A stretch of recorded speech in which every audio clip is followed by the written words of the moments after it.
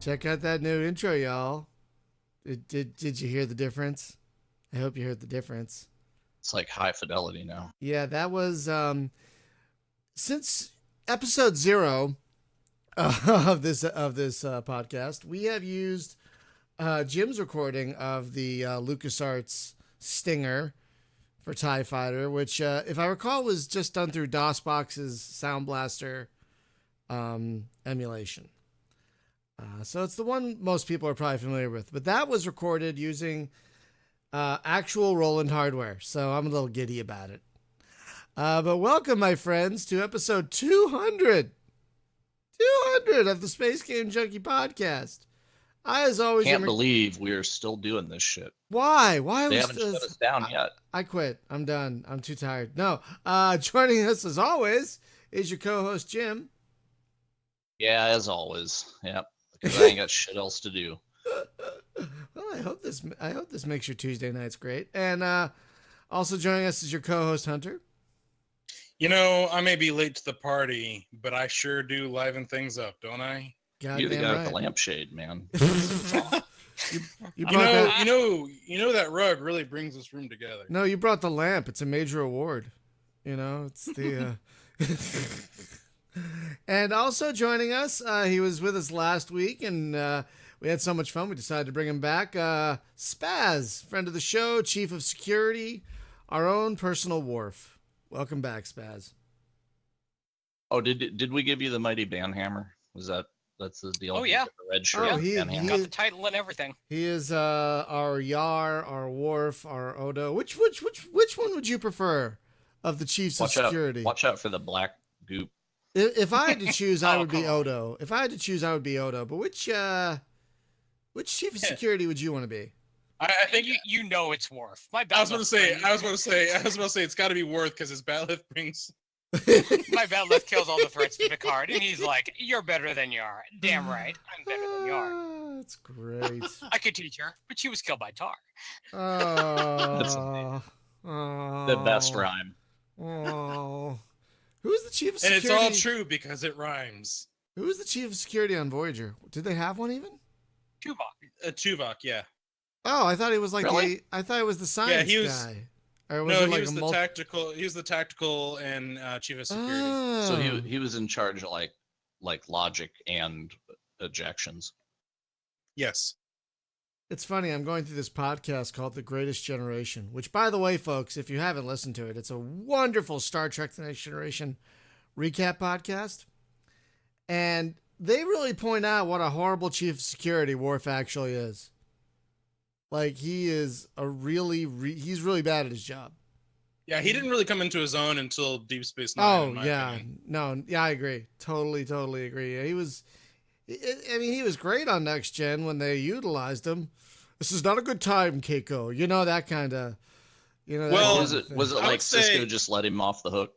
Well, no, because he wasn't really chief of security. He was just like another officer. Like he was actually put in charge of the Defiant, if I'm not mistaken. Yeah, he lived on it. He lived on it. Well, why wouldn't you? Right, especially if you're especially that. I mean, it's a cloaking ship. How could you not give our only cloaking ship to our only Klingon officer? Come on, tough little ship. You know, and that was the other thing. He did better. He did better in the Next Gen movies than he did on the Next Gen show. Oh yeah. Definitely feeling aggressive tendencies. Oh well, bear in mind the reason why they used him is, anytime they needed a threat that was just to show how tough it was, what did they do? They had to kick Worf's ass, whatever it was. Or you fire all phasers, fire all photons. Oh, it's completely ineffective. Worf barrage. That sounds so naughty. A Worf barrage. So if you missed the photon torpedo, did they tell? Was it like, oh, you Worfed? Oh yeah. Oh, you Worfed it. You pulled a Worf. You totally Worfed it, son. I mean, you know what? That's my new thing. You Worfed it. You Worfed it. I mean, that's why the trope is actually called the Worf barrage, because it's completely ineffective, and it's just to show, this thing's tougher than whatever we have, and so we have to think our way into some sort of new way to handle it. Right.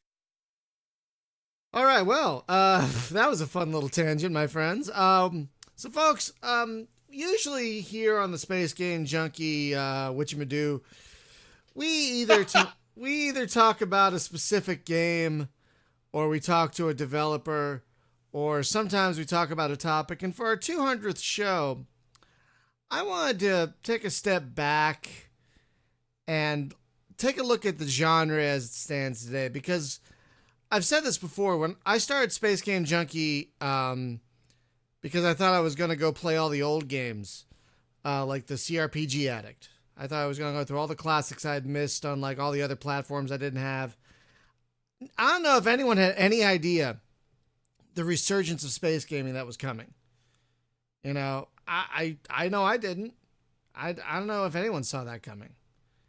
I mean, I'm not complaining, but now the space game genre is like feels like it's kind of going full blast. Like a bunch of shit just came out.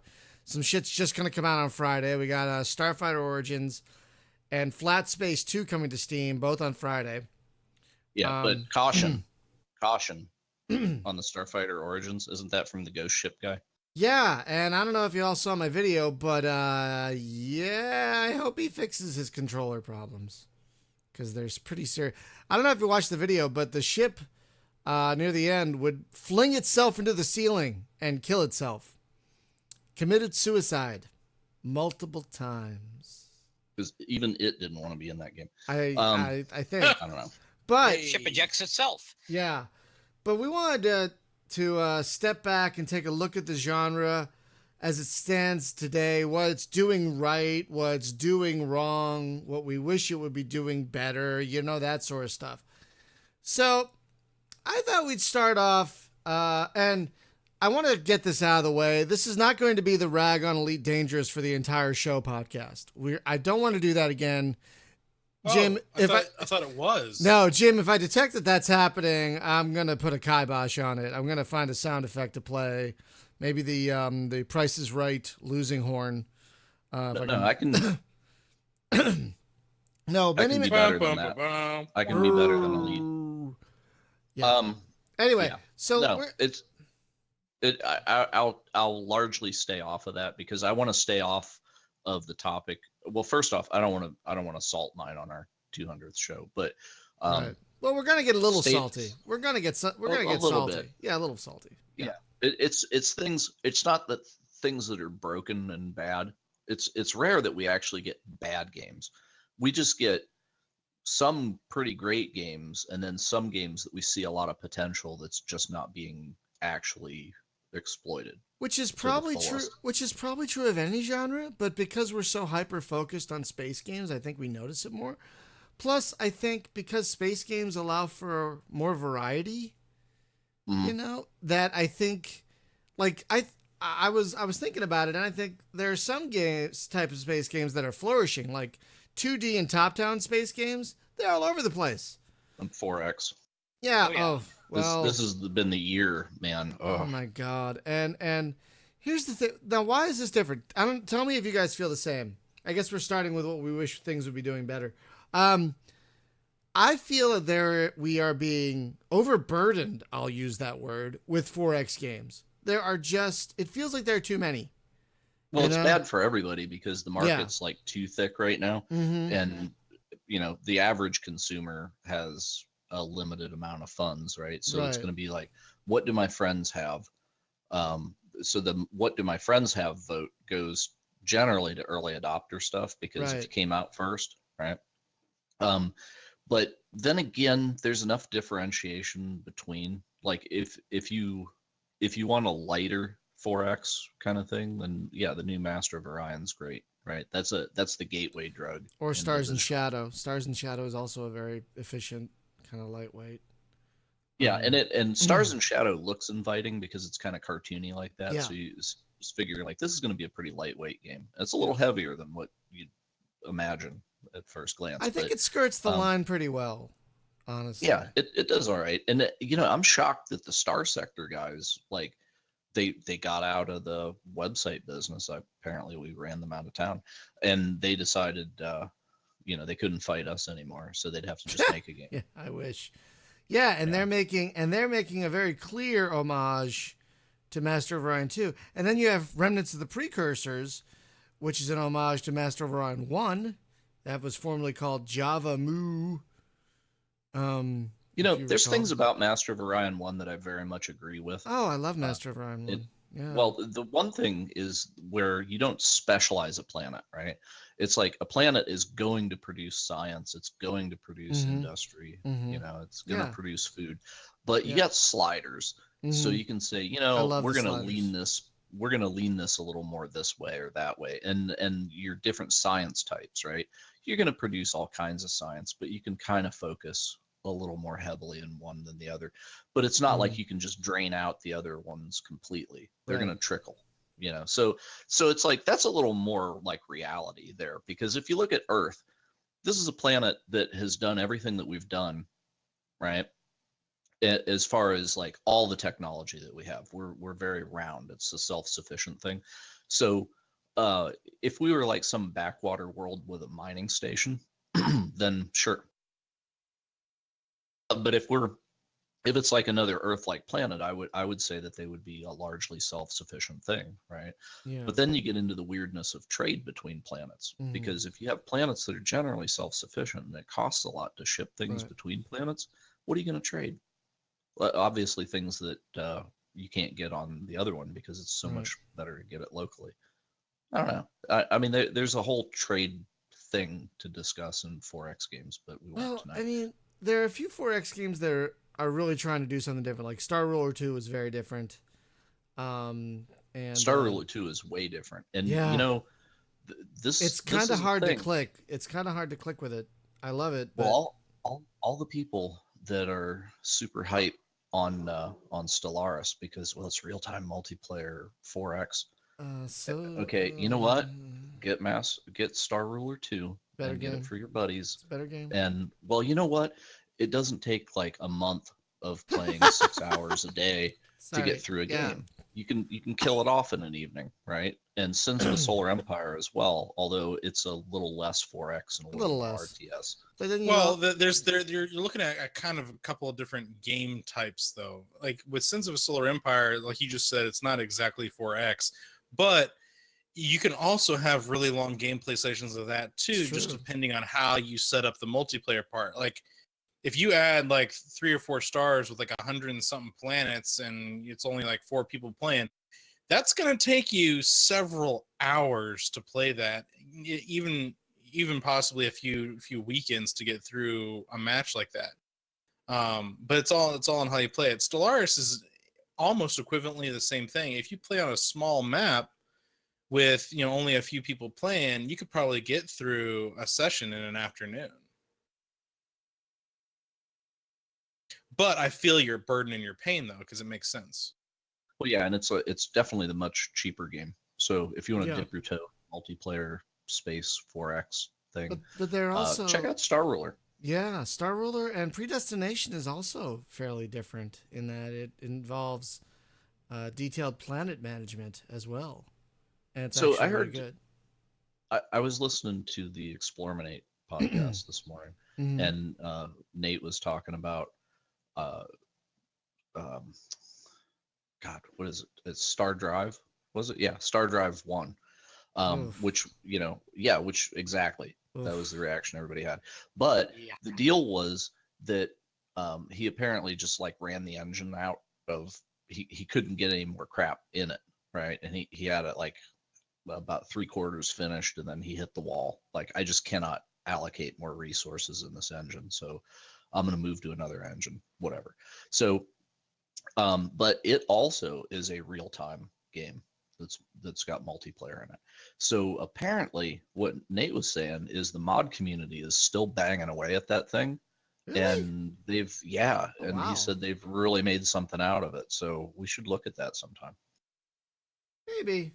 It's worth a look. Yeah, I guess it's worth a look. We enjoy mods.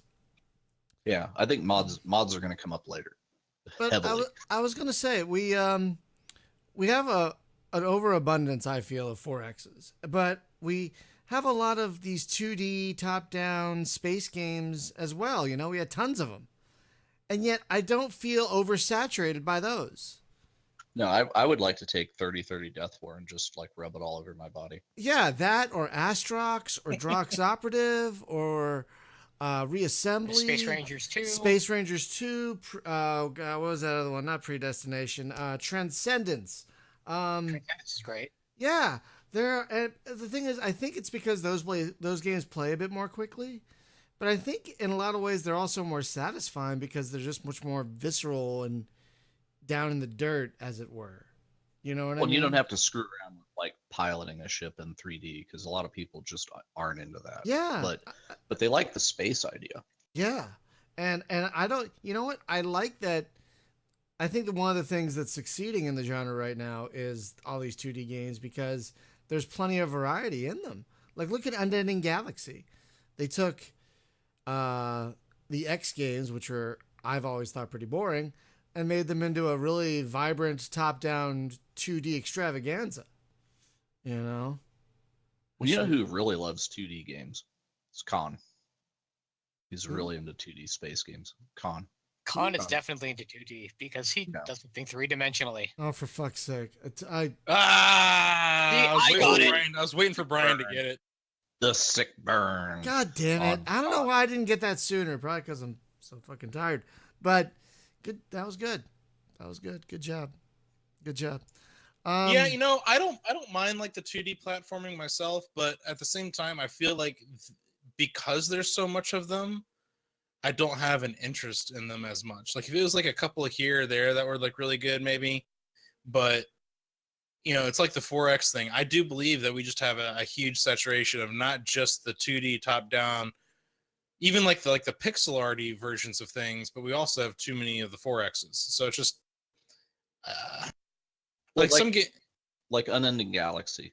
I'll pick up Unending Galaxy and screw around with that before I'll screw around with like X Albion Frontier. Oh yeah. Because it's a hell of a lot more approachable and I can just pull up the map and see what's going on. I can buy some other ships and do my thing. And it's like I can immediately jump into I'm going to start grinding toward business management here and buying stations and doing things, as opposed to the X games where I just want to like fly around and be a pilot of this ship. And I'm not really so interested in the whole like I'm going to set up a business empire because the 3D kind of breaks me out of that. Like I just want to fly around and pew pew, you know. Yeah, makes sense. Well, sorry, go ahead. No, I was gonna say. I mean, I do get the approachability of, I guess you could almost say, simpler games to kind of just dive into. Doesn't take forever to load the damn thing because you have to like load all the 3D modeling. You know, you can play it, you know, on older systems even. You know, throw it on a cheap laptop and you can play a lot of these 2D games more or less. But I don't know.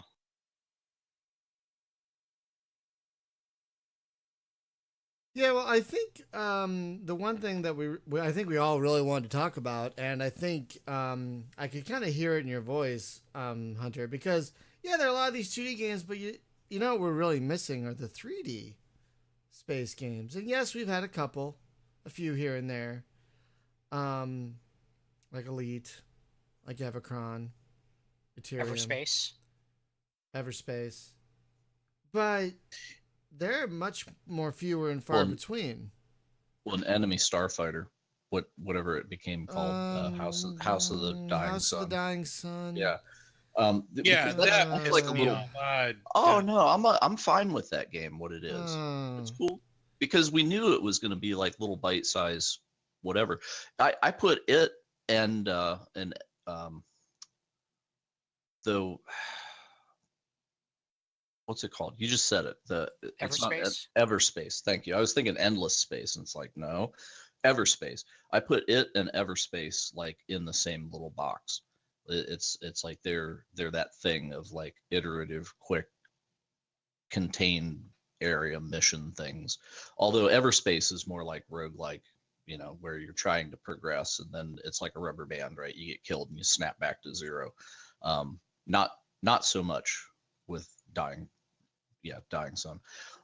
But kind of the same genre though. It's bite-sized stuff, right? And I'm cool with that. It's fine. Yeah, I guess that could make sense if you want to look at it from a perspective of something just simple to dive into. I was so looking forward to a HOTAS of House of the Dying Sun that when I got into it and it was like it's better if you play with a controller, I was just like, that's not what I was hoping for from this game. It's kind of like It's better with a mouse though. Really? Well, yeah, but I mean, it's that whole like being led up to it's the No Man's Sky, right? Like you can do all of these things, but you can't. That's how I felt about it. And maybe one of these days I'll jump back into House of the Dying Sun and give it another go with a controller and probably really enjoy it. Which is why I enjoyed probably more than most people the new Call of Duty Infinite Warfare game, mainly because A, I hadn't played a new Call of Duty since Modern Warfare 2. And B, I was just looking for something that's not a sim, not taking itself serious, a simple story I can play through that's got quick action, some space stuff in it. I'm flying to other planets. I'm commanding a space carrier essentially. And it was simple and it was easy. 9 hours of fun. Yeah, honestly, what I long for that because people are doing okay. So there's space RTS stuff like we got the excellent Homeworld remaster. Oh, thank God for right? that. Oh my gosh, thank you. Indeed. And so we got stuff like that, and then we got like Armada 3 as a mod. We've had just amazing 4X stuff. That there's too much to play, and that. But what's not happening, other than in free space mods, is nobody has made the next great TIE fighter, wing commander, whatever, right? Where it's a privateer. Okay, privateer is what I really want. I want something that is not just a fighter thing where I'm Tom Cruise on an aircraft carrier and I just go Top Gun and through a 40 mission campaign. Nah, but I want something that's a little more open world than that, but it actually has a narrative in it, which is the thing that Elite's not delivering me. That's the problem with Elite with me, is because there's not a story, right? And I could make a whole podcast of ways that I could fix that in Elite. I'm not going to do it, but there needs to be a threaded story that weaves through that. Even if you're going to have a lot of random number generated side mission stuff, great. It's like Skyrim, right? I want Skyrim in space with a privateer kind of game. Oh, God. Right? So something a little along the lines of what Rebel Galaxy did. That's what I was just thinking. Yes. Like I think Rebel Galaxy is the closest thing we've gotten to to that the sort of thing. The problem is Rebel Galaxy escalates quickly. Like once you get out of the first thing, because you're like a lone ship, and then you start getting a fleet, and then you get big ass ships, right? And then finally it's like, well, I'm flying around with a herd of Star Destroyers, and the game's over.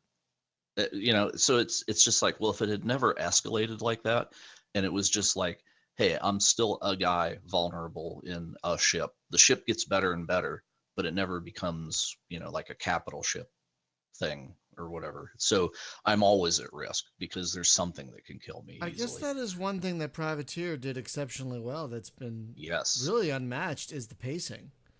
Mm-hmm. Like, yeah, because it was like they made you learn the game in the first system, and it was still risky. Like I many times die before I get out of the first system. Even when you got a Centurion, the fighter in the game, you could still run into some Korathi that could totally kick your ass.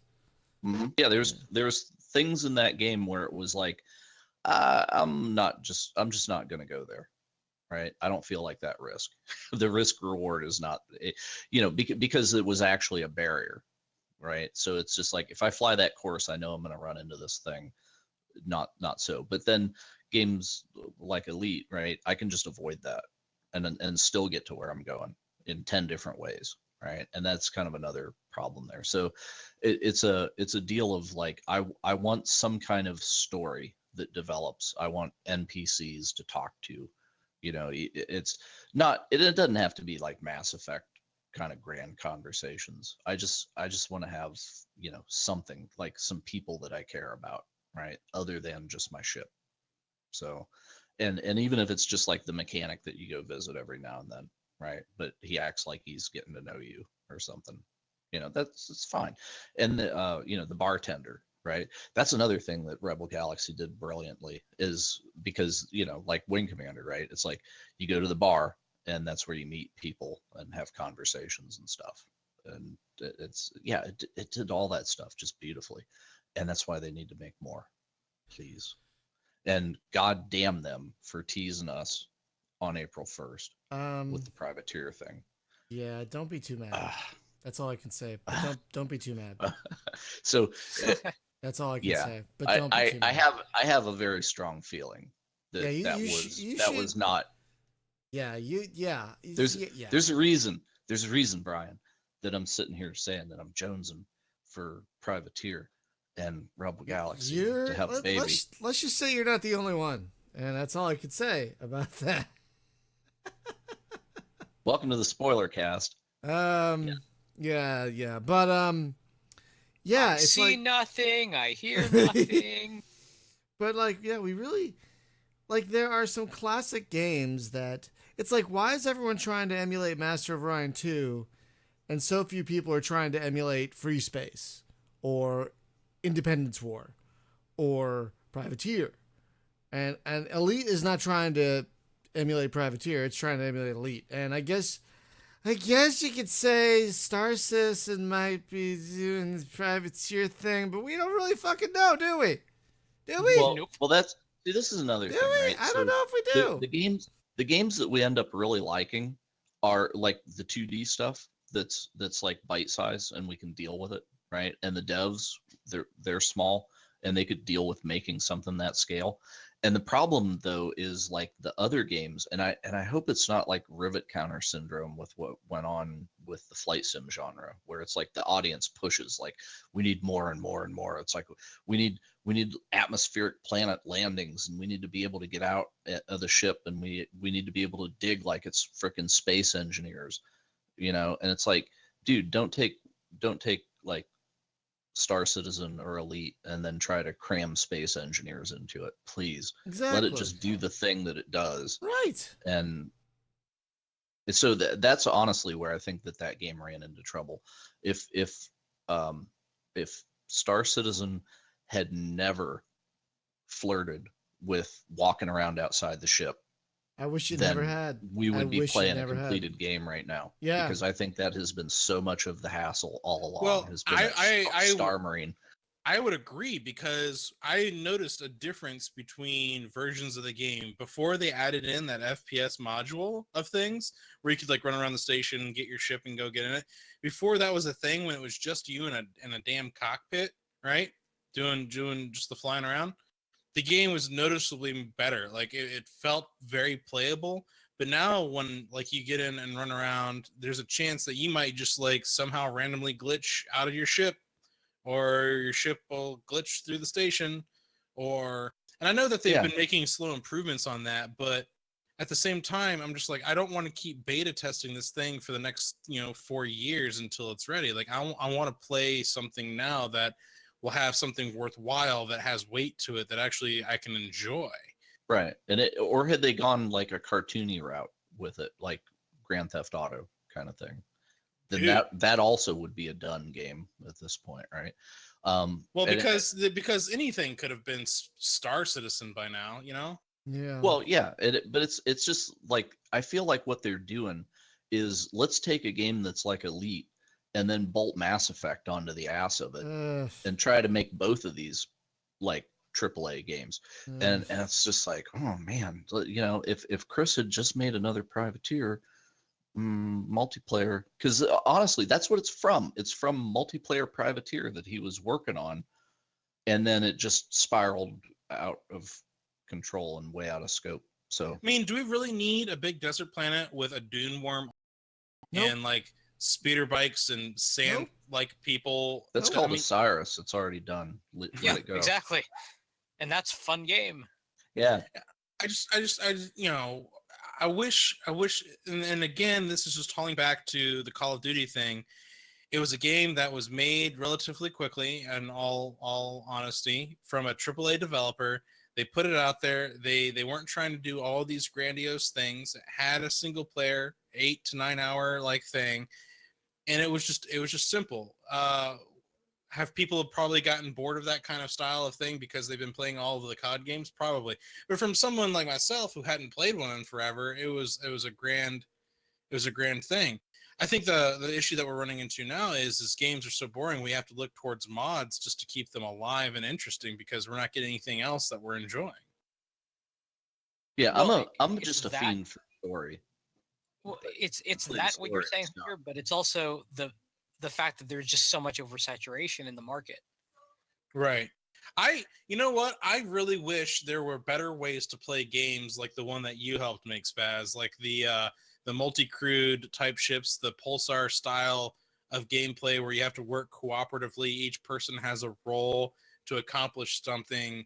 You know, that kind of stuff. Even if it has a small narrative, like go out and explore something, and then when you get to a certain point, it's like, oh, you found this thing. Now go find this other thing, and you just work as a team. Something like that. I would like more of that.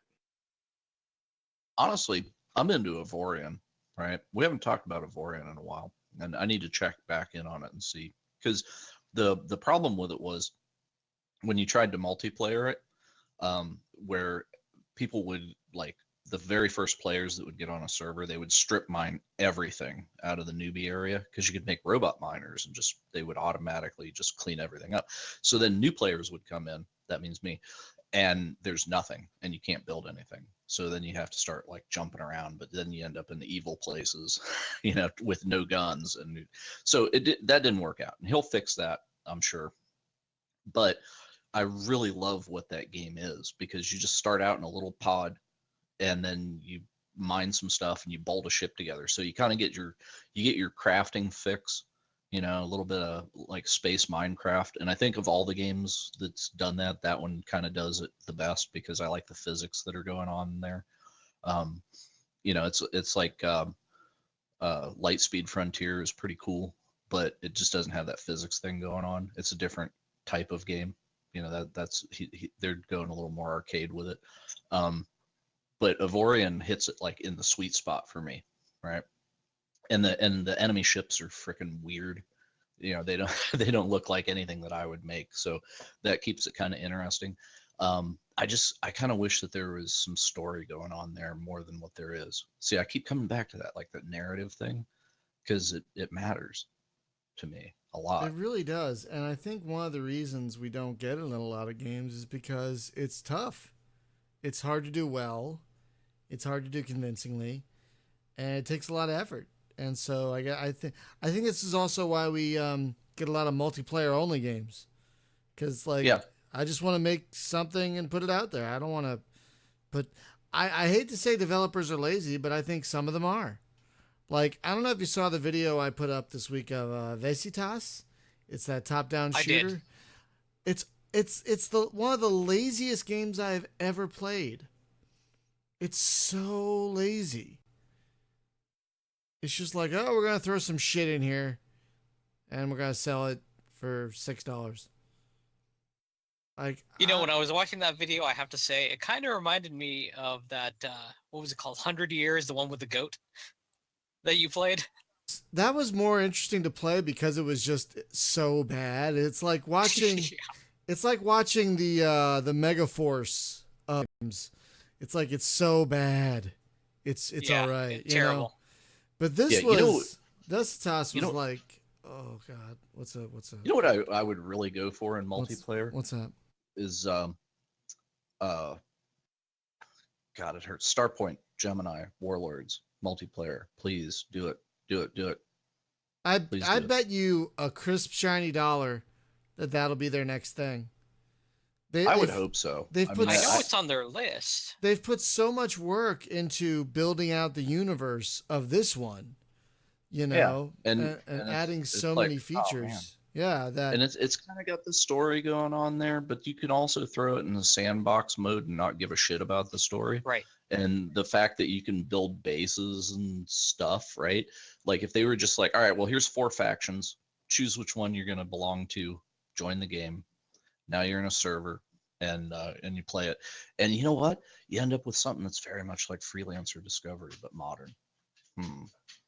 So there's that. And I think Freelancer Discovery, as far as multiplayer space games, that's perfection right there. As perfect as it is right now. That does it, right? It's a small enough world that you don't get lost.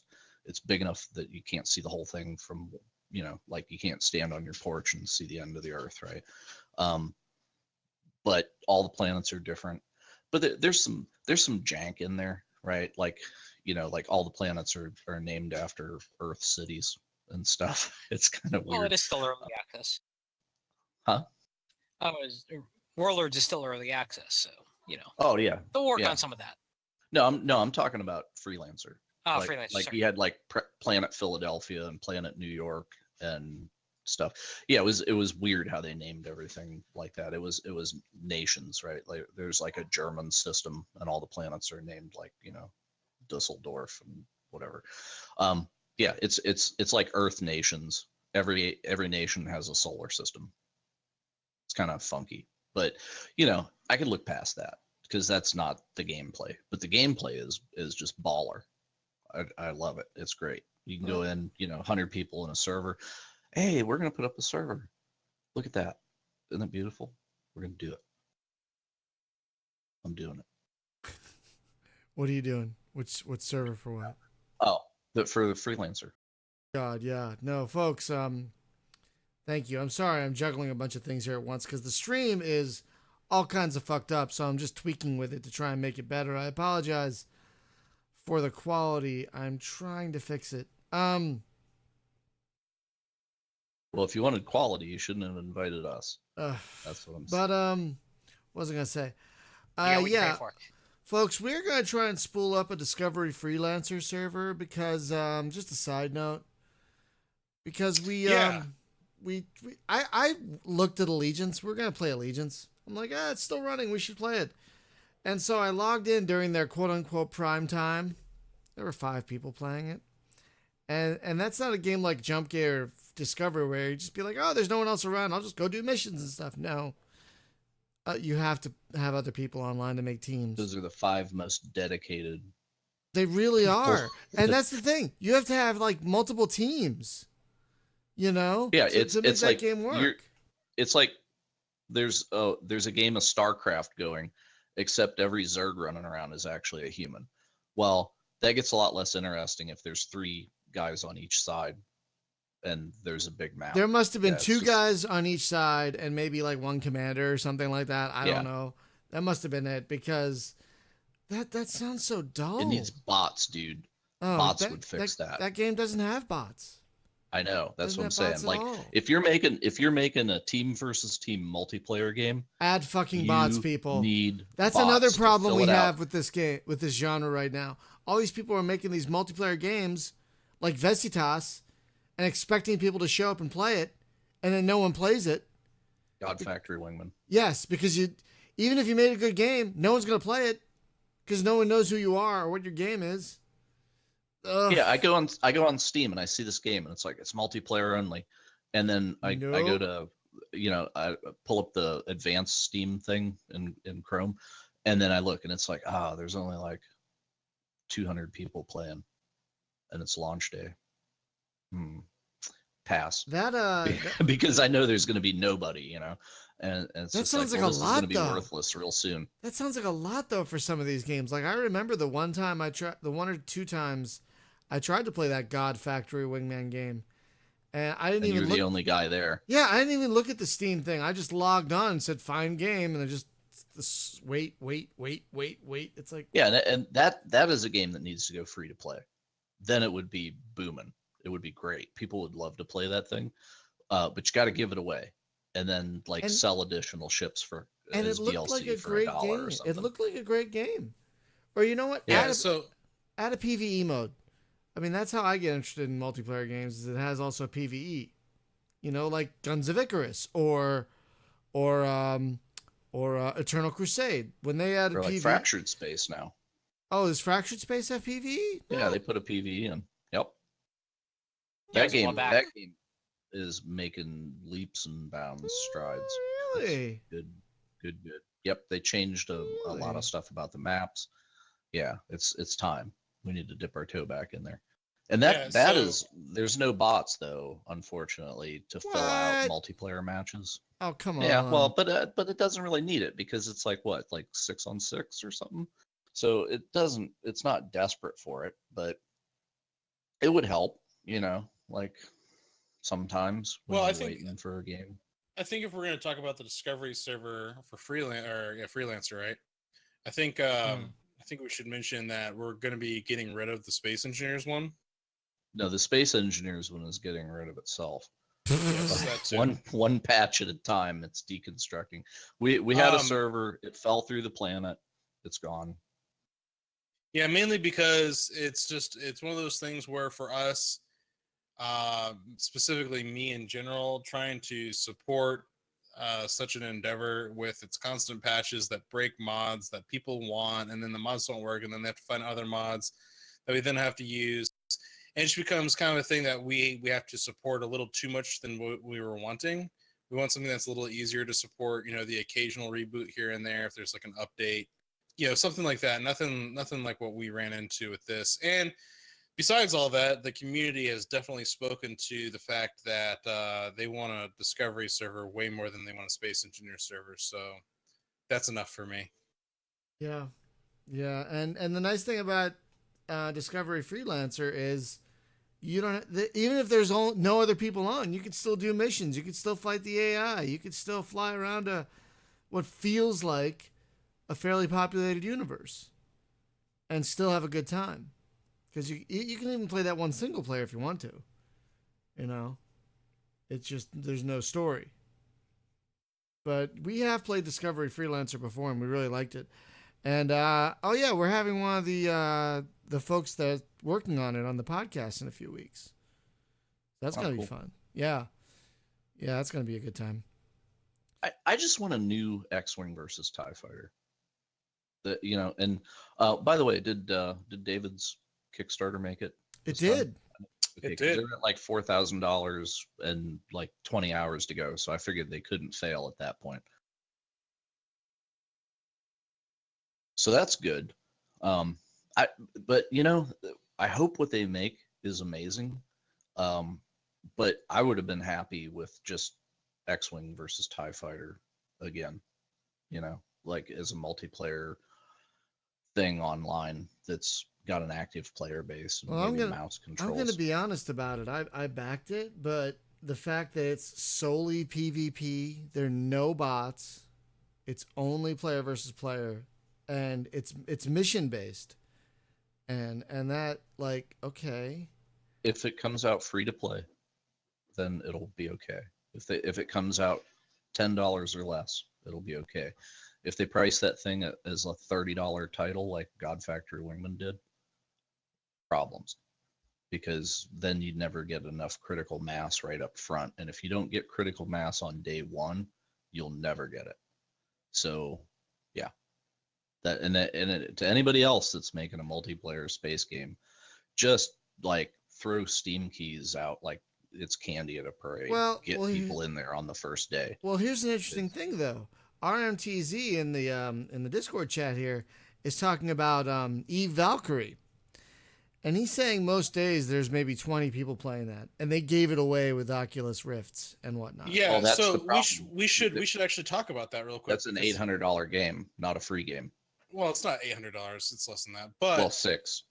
But it's not just with Oculus anymore. You can get it on a few of the other platforms now. Sure. So, but having said that, though, okay, I was watching a lot of the Eve Fan Fest stuff this year. And one of the things they covered massively was the Eve Valkyrie content. Like all of the Eve Online content, every expansion, everything that they do is free. Like once you're in the game, you get all of the subsequent content for free. So they have come out with massive amounts of content. They are getting ready to come out with this like ground warfare version of content too, where you're like fighting over like a refinery station or something like that on the planet. Anyway, it honestly, like I am honestly considering shelling out enough money just so I could play this because it looked fan freaking tastic. Well, that's good. Because the combat, it's not. And someone asked if, like, during the Q&A session, they were like, "Hey, is the ground combat going to be? Are you going to fly the same way that you would fly in space? Because obviously you're in a gravity well compared to in space." And they deliberately are like, "Well, we're not doing any of the Newtonian stuff, and we're deliberately keeping the combat style the same so that it translates, no matter where you're playing." So I thought that was kind of interesting too. No, that's pretty awesome. What worries me about that and other VR games, though, is the adoption rate of VR high enough to support that kind of thing? I don't know. I don't. We'd have to look at some statistics, but did my voice need to go that high? I don't know. Sorry. Yeah. Well, I don't know why I did that either. I'm sorry. I gotta say that I think VR, unless drastic changes happen in the landscape of VR, I don't think VR is going to make it. It's like it's a cool thing that nobody knows what the hell to do with, and they've made the mistake. Oh, people know what to do with it. I feel it tragic. Well, I feel that it is a tragic mistake that people have libraries of thousands of games, and then you get a VR headset and you can't do a damn thing with them. If it somehow had backward compatibility into your existing library, they would not be able to keep those things on the shelves. Hey, man, right now on Steam, I've got 20 VR games. Come on, it can't be that bad, right? It's funny. Like, I installed the not Oculus, the Vive thing, because I had that headset that I was experimenting with, and there was a way to fake it into thinking it was a Vive. So I installed the Vive software, and for some reason, I continue to get VR games dumped into my library that I have not bought. It's just like they're there, and they're not free games. I don't know how the hell it's. So here's an interesting thing. I just pulled this up on Business Insider from November of 2016, and they're looking at like the forecast for global VR headset shipments and stuff like that, and they break it down to 3 categories. You have your smartphone powered headsets, you have your game console powered headsets, and then you have your PC powered headsets. Can I predict something? That the smartphone powered things are like 100 to 1 more. Yes. That's exactly what that is. So they're saying, like, so in 2016, they're saying it's probably like 5 million smartphone powered headsets, right? And then you've got maybe 2.5 to 3 million of the game console, and then like less than that is the PC stuff. So your casual, the ironic thing here is your casual market is going to be the one that's going to get into it more. And what's even funnier is the mobile market is the one that's going to get it the most, because it's easier if you've already got a phone that has this feature enabled. All you have to do is get like the Google Cardboard crap, and you're already playing stuff. Yeah, it's like I got a $600 phone. I don't need to buy a $600 Oculus. Right. You can buy a $20 plastic Oculus holder. Of course, experience is going to vary. Like, you're not going to play, Eve Valkyrie on, the Google Pixel, but you think not? I think not. You should try a Samsung Gear VR sometime.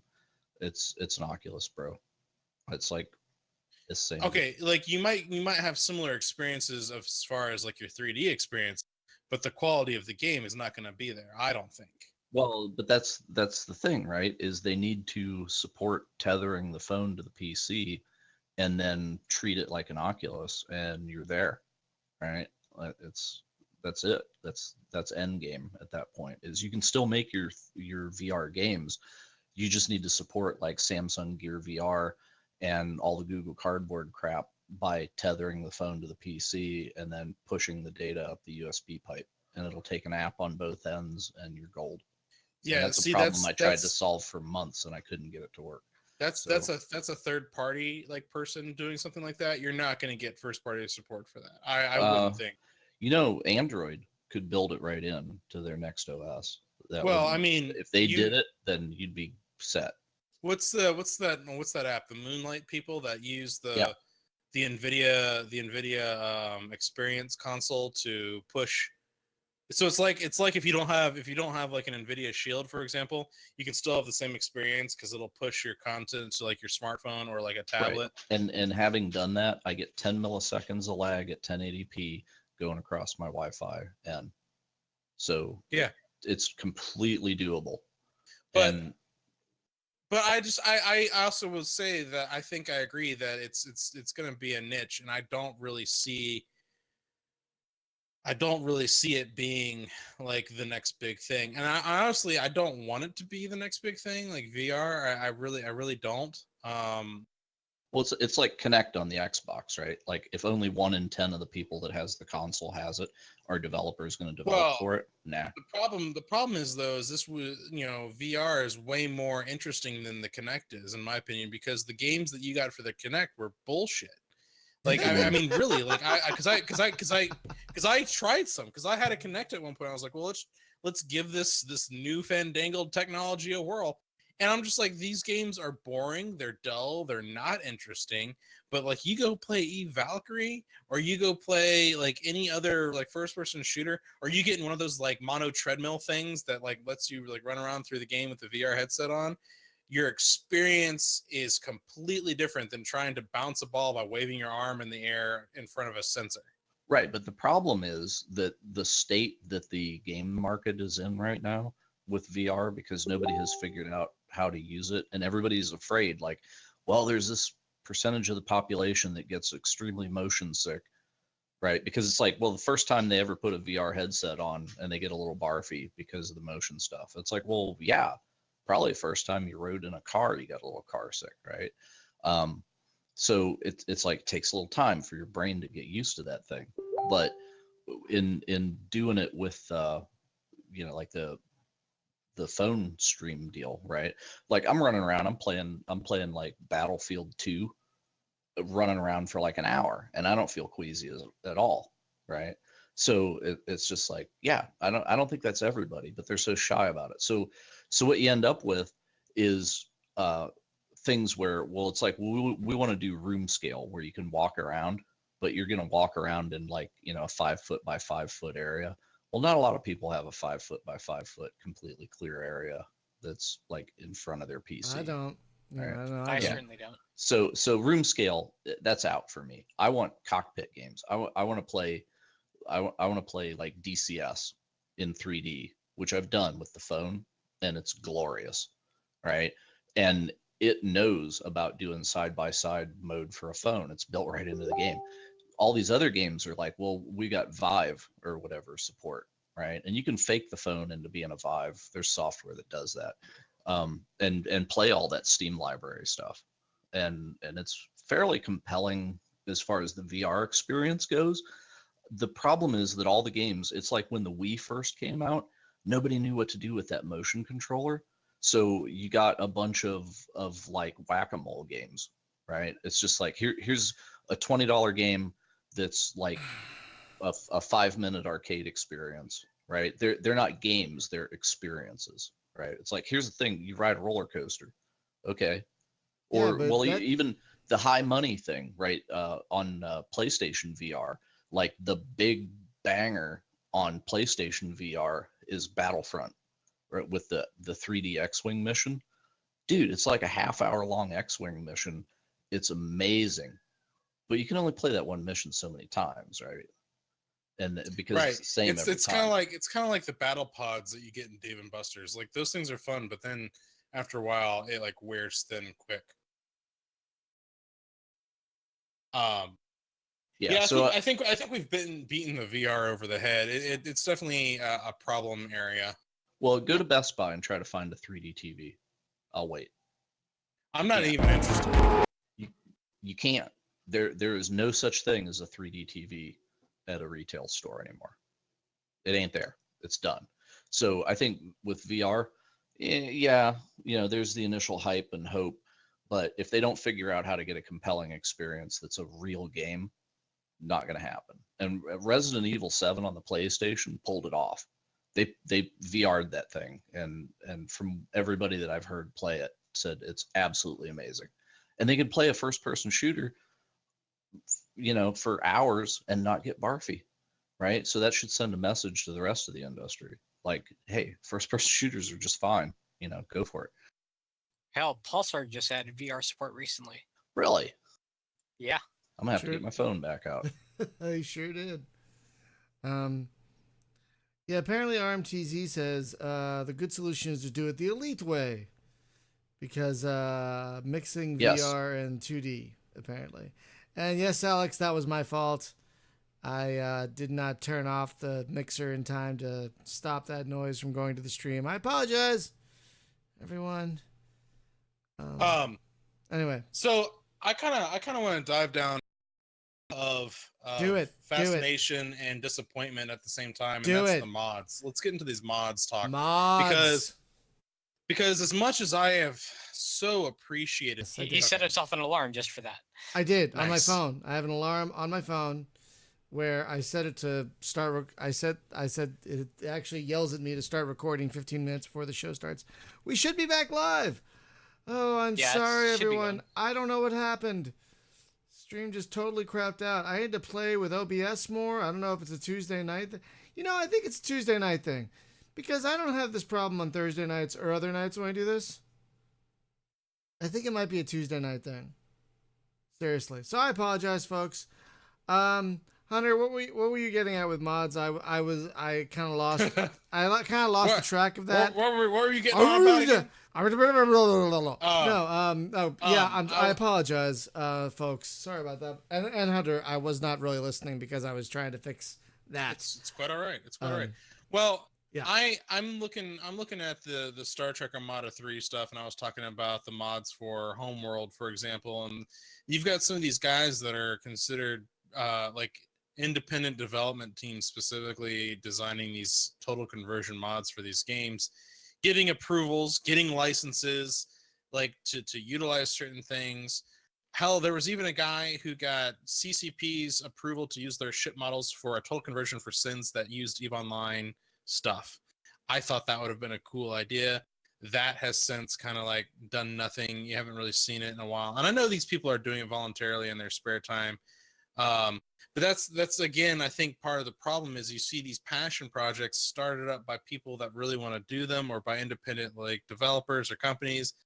And unfortunately, because they're doing this stuff for free, it doesn't really pan out as well. And I get so excited sometimes for these mods, and then I have to remind myself that I shouldn't get too excited, because just like the hopeful like chance that there might be a great AAA game coming out, i.e. like Mass Effect, I just get my hopes up.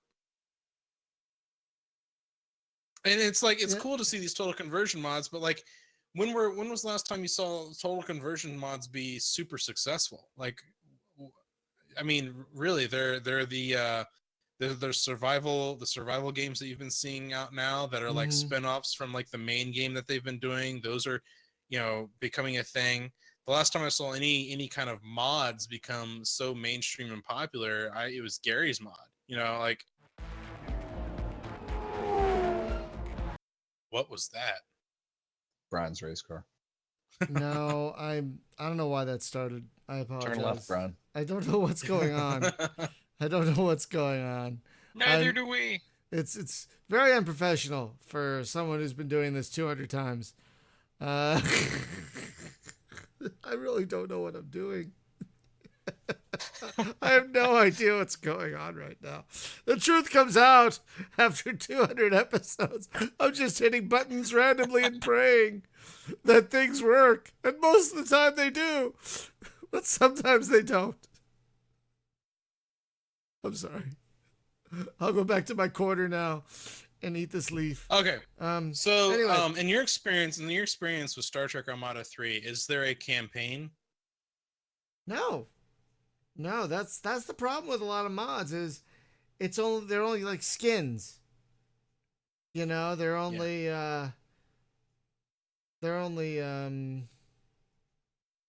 they're only like models and skins, a lot of them. Like, I think the best mods I've been encountering are for Free Space 2, because they have the source code, obviously, but also people are making whole new stories, like Blue Planet and Between the Ashes and all these other full campaigns. It's not just skins; it's stories. And I think that's what I think that's what a lot of mods miss. You know, I think anyway. And RMTZ, you still can listen to the audio only version of the podcast. That does get released on SpaceGameJunkie.com. We just like doing it live, you know. Maybe we won't do that anymore. Nah, we'll keep doing it live. We will. Yeah, it's just a pain sometimes. But anyway, I think the overall, I think the genre is definitely in an interesting place as far as space games is concerned. It really is. Like, I'm not disappointed, but I'm not happy about it either. I'm nervous. We touched. I mean, because at first it was going in a good direction. We got a few things here and there, and we're like, oh, look at these things that are starting to come out. This is really cool.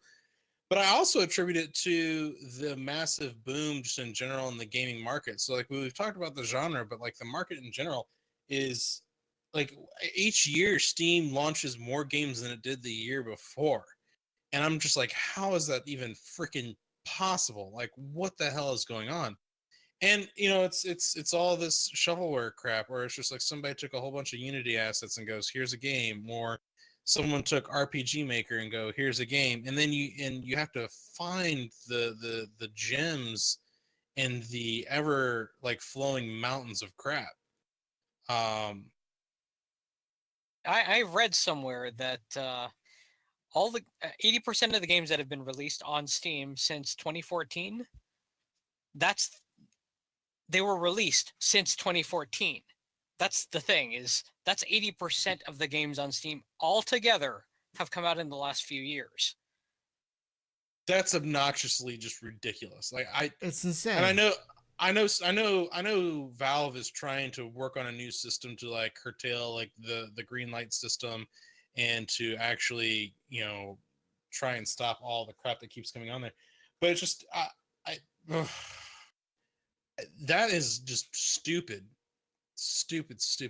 And Steam doesn't make it any easier when they start adding in like software advertisements and movie advertisements.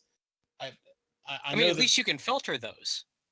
Mostly, kind of. Yeah, I mean, you can set it up so that you're filtering out, you know, discovery options. That you can actually filter filter out early access games if you don't want to see those. I mean, at least some of those features are there, and it's getting better, but it got a lot worse before they started to get better.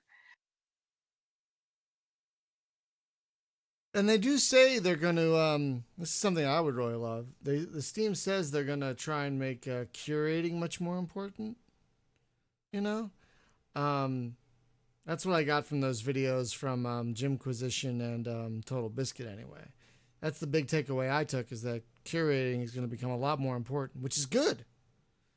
I mean, give people an incentive to curate good content, and then let people find those curators that match their interests.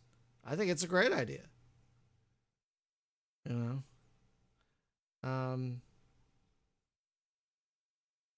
But yeah, when will that happen? Who knows? How many games will come out between now and then? 1 billion. Will we be able to find them? No. Yeah, and I think the other problem is we run into this all the time, where we see a game and we're like, oh, this is great. I wish this other game had this, because that would make this other game better. And I wish this other game didn't have blah blah blah. Like we've run into like these great aspects of games, and yet as a whole, they're not great. Or if they're good for like short little things like Space Beast Terrafright. Great little party game for a few friends. You go play that for about an hour, maybe an hour and a half at most. And I mean, really, after that, you've played it. Like, there's nothing more to really do. You know, and then that kind of stuff isn't bad. You know, it fits its purpose. It has its mold that it fits in, and it does it well. Unfortunately, you know, we've got almost too much of these little things that are trying to fit that purpose, and it's just too much to try and even sort through. Yeah, that's a fair thing to say. That's a very fair thing to say. I mean, we were talking about saturation earlier with 2D games. We were talking about saturation with 4X games. I mean, there's other types of saturation too, like visual novels. How many goddamn Oh, visual don't novels even do we don't even need get me on started on it. Steam? What's that one game that we like to play? It's a isomorphic, I think, shoot 'em up kind of space zombies almost. Um, you start off on a ship and you get ejected in a pod down to the ground. Oh, not Red Solstice, but Well, Red Solstice is another one. mm, See, like those games are fun, but like I feel like I should be playing these with friends and not by myself. Does that make sense too? oh yeah, It's like totally. they're these games are fun. It's almost like I want more PVE, but I don't want that much more PVE because I don't have enough friends on a consistent basis to play all the PVE, right? I want more good games, but if a game requires me to play with other people, i.e. like Star Trek Online, for example, you can't get really that far in Star Trek Online after a certain point. It forces you to play with other people. And in some instances, I get that, but don't make that like the end game content. Like, don't do that. And that's one thing that I actually wholly respect about the turnaround that SWOTOR did, where it was like it didn't know whether it was an MMO or an RPG because it certainly wasn't both. And they finally gave you a way to just play it as an RPG. You could link up with other people, and you saw other people around, but it became more of an RPG than anything else. I'm also kind of getting frustrated with the survival crafting games. I mean, Space Engineers is a perfect example of just my frustration has hit the roof. But then you have something like Empyrean that comes along, and it's wholly better. It does things in a different way, and there's instancing in some aspects of it, but it does it what it does, and it does it well. And Or Osiris. And Osiris is doing what it's doing, and it does it well. I recently hit a snag in the survival crafting thing with Dual Universe. I'm getting a little nervous, guys, about Dual Universe. And the reason why is they're supposed to do a monthly update video, and they missed March, and they put out their March update video like just today. I'm mainly because they wanted to finish working on some things before they updated people, and I understand that. But as a backer of something, I paid money into that. It's we're approaching the mid mark of April, and there's still no information on an alpha, right? So I'm getting kind of concerned because they said beginning of 2017 there'd be an alpha, and there's no alpha yet. So I'm getting kind of nervous.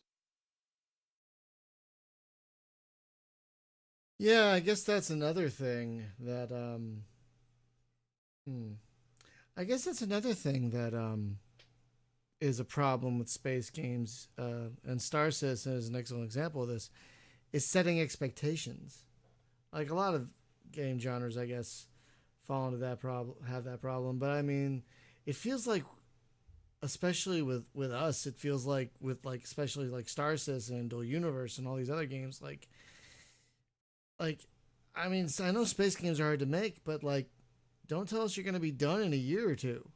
If you're not going to be done if you don't think you're going to be done in a year or two.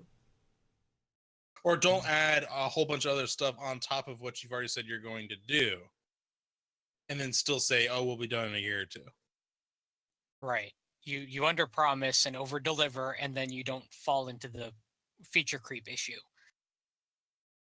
Or at least that's what you plan for. Hey, speaking of semi spacey games, the just as a bit of news, I'm sure you guys are aware, but StarCraft, the original StarCraft, is free. You can get that today for free, version 1.18. It's its first patch in how many years? But yeah, they made it free. Yeah, so I'm pretty excited about that. You know, it's they improved some things for compatibility with newer systems, but it's the original game. It's not the new remastered game that's going to be coming out this summer, um, which you will have to buy if you want it. But that's really cool. If you guys are wanting to go relive your 1998 fantasies of being a Terran in an unknown part of the universe, go have fun. Or a Zerg, for that matter, if you're into that. So I killed a bunch of Chrome windows, including the Restream IO window, and I think I might have done it. I think that's just what I have to do is not have so many Chrome things open. Which is, Chrome is a resource hog. It really is. And my computer is on the older side, and yeah, OBS isn't using much CPU right now. It's only using like 6%. But, other things are going to slow it down. So, yeah, hopefully we've dealt with that problem, folks. At least for now. Oh my god, what the hell is that? Someone just said something really strange on YouTube. So, let's try it into a positive note. Let's try and start wrapping this because we've been talking a while. What do you think are some of the best things that have been happening in the genre over the past, say, few years? Like, what would you say are some of the high notes, you guys, of the genre in the past few years? Well, just the fact that it's here. That's probably the best part. That's true, because we didn't have it for a while. 5 years ago it was going to be. It's true. We started as a shrine to old dead games. That's what we thought. That's the whole site. We're trying to tread water. Oh my god! Just look at some of the early posts. It's yeah.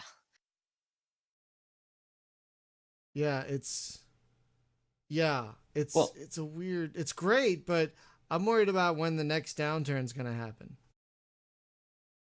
Yeah, I feel like we haven't had any games, even in the resurgence, that have surpassed the glory of the golden era, right? But that was a simpler time, budgets were different and such. But it's like as happy as I am to see it coming back, I would like to see somebody tackle something of the scale of like an X-Wing, TIE Fighter, Wing Commander, Free Space 2, something like that. Just something simple that doesn't try to do everything. That's kind of what I'm wishing for, But I'm happy that people have done what they've done, for sure. And I would say, of the stuff that has happened in the last 5 years, there are very successful things. It's just it doesn't quite measure up to the nostalgia that I have for the greats of the I'll agree with that. I think there's definitely a few developers that have given it a shot and they're still trying. I think like Empyrean, for example, we've talked about them already. They're definitely continuing to still try. And some of these 4X games, even though we have a lot of them, some of them are really good and they do what they do really well. I think we're in this weird lull of game development in general, where it's so massive and there's so many people that are into it now. I'm really thankful. If you want to call it a space game, you're technically on a space station more than a spaceship. But I think one of the better games of the last several years that has come out has probably been Alien Isolation. I think they nailed the vibe of that world really well. The jump scares are done right. And frankly, even though it can be intense, it's still fun to play from time to time. Some of the remastered works that we've gotten are pretty good, and even some sequels are halfway decent. I haven't really had a lot of time to jump into it, but the Homeworld sequel, Deserts of Carrick, has some good to it. I mean, it could be better. Yeah. But I think it's true. It's really kind of a weird scenario because we want to see the things that we thought were great from years past be made either a new version of or something that was equal to that. You know, we've talked a little bit about Star Citizen. I would be remiss if I did not bring up Star Wars Galaxies, you know, and what you could do in that game, especially by the end of it. Before they canceled everything, you had planetary flight. You could fly your ships from the planet to space. You could fly around through space, warp to the different star systems, land on different planets. You could be whatever you wanted in a galaxy far, far away, and it had narrative, and it had, you know, it had all kinds of stuff. Like it, you know, I feel like the games that we're seeing people try to make today have already been made. We just need them to like remake them, but with better graphics and a better engine. So yeah, I think part of the problem shows up because it's this mix of the nostalgia factor plus being tired of all the rehashes, but also wanting iteration. And it's kind of a hard balance to hit. No matter how hard you try, it's really hard to find that balance in a single game. It's just not there. Maybe because one of the other factors is overpowering the others, but how do you find that? You know, if you can't find it, do you become a dev and then try to build it yourself? I think that's what a lot of devs do. I think that's what a lot of devs do. Like a lot of them, so many devs over and over say, I wasn't finding the game I wanted to play, so I decided to make it. Or something to that effect. Which is great. But, you know, some of them don't work out. Like, remember that one game, Jim, that we had on the podcast like a billion years ago that was awesome, and then nothing has happened with it since? What was it called? Galactos? Oh yeah, the cupcakes in space. The flying cupcakes with the turkey mothership and everything. Yeah, that was beautifully bizarre. That was wonderful, and it played great. Remember how well that played? It was fast, and it was agile, and it was awesome. And then, like that's the difference is they didn't have a huge Kickstarter and then disappear. Oh, so, that's true. They just disappeared. But that seems to be a problem. Like life happens for a lot of developers. And especially when you have a small team and they're spread out geographically, and you know, like all it takes is one important member to have like a real life issue, and then it's just like, well, we're a team, but now we don't have a 3D modeler, and we're dead. So you know, it only takes that, and then of course there's no budget. So it's not like we can hire somebody in, and also like dedication to the project can fade because there is no financial incentive. It's just, you know, it's a passion project, and maybe one person's a hell of a lot more passionate about it than the other, and you know, it's whatever.